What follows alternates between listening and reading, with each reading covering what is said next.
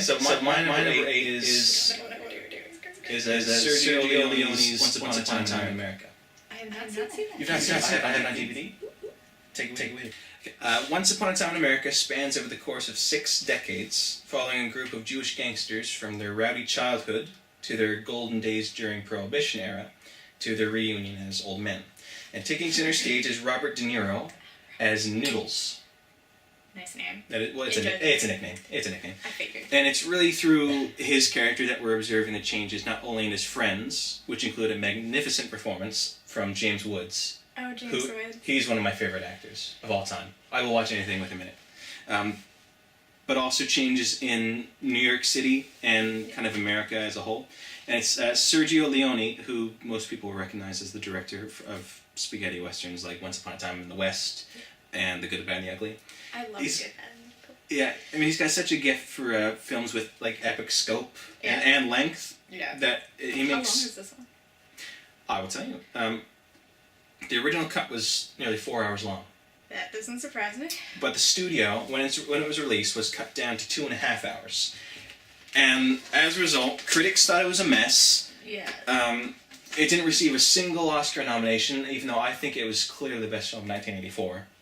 And I think, because the DVD does have the proper 4 hours, and definitely see the 4-hour one.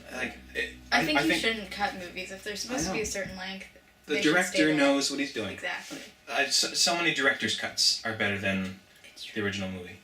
I'll always go with the director's cut. The director knows what he's doing. The studio just wants to make a profit, and they figure, 4 hours, that's not going to draw audiences.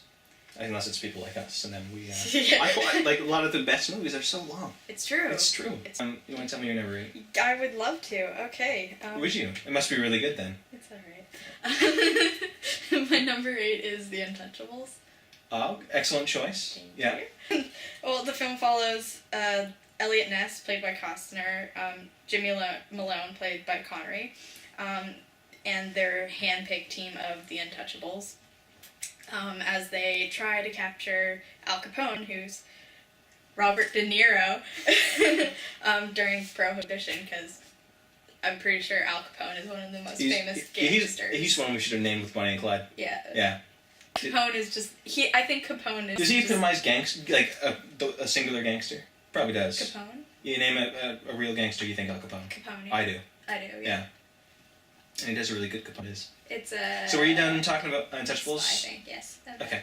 Untouchables is great, watch it. It is very... I was very excited watching this. And it being an ensemble piece, you have the chance to kind of take the spotlight away from Costner. Because Costner has never taken me through a movie, but he has so much help here, obviously from Sean Connery. Much better actors. Yeah, in my and opinion. Andy Garcia as the sort of young hotshot cop. And then there's the accountant, who's just kind of shanghaied into it, where Sean Connery says the great line, "Do you carry a badge?" He's like, "Yes, then carry a gun." Yeah. And I love Sean Connery. I love Sean Connery. And another great line, Best Bond. "You send one of yours to the hospital, you send one of theirs to the morgue." That's my favorite line. Great dialogue in the movie favorite line. by David Mamet, and also good direction from Brian De Palma, who's done quite a few gangster movies. He does, yeah. Yeah, I think this is probably his best one. And I think I agree with you, yeah. And great music by Ennio Morricone. That's a really good score. I remember the opening credits sequence. Just my foot was snapping. I was snapping my fingers. Yeah. I think it's one of my favorite, like cops and gangsters. Yeah. It's one of my favorite Costner movies. You do have moments with just one or the other. Yeah. It's not always just together, with the cops. Yeah. Or together. But you do get moments with Capone. It's my favorite Costner movie.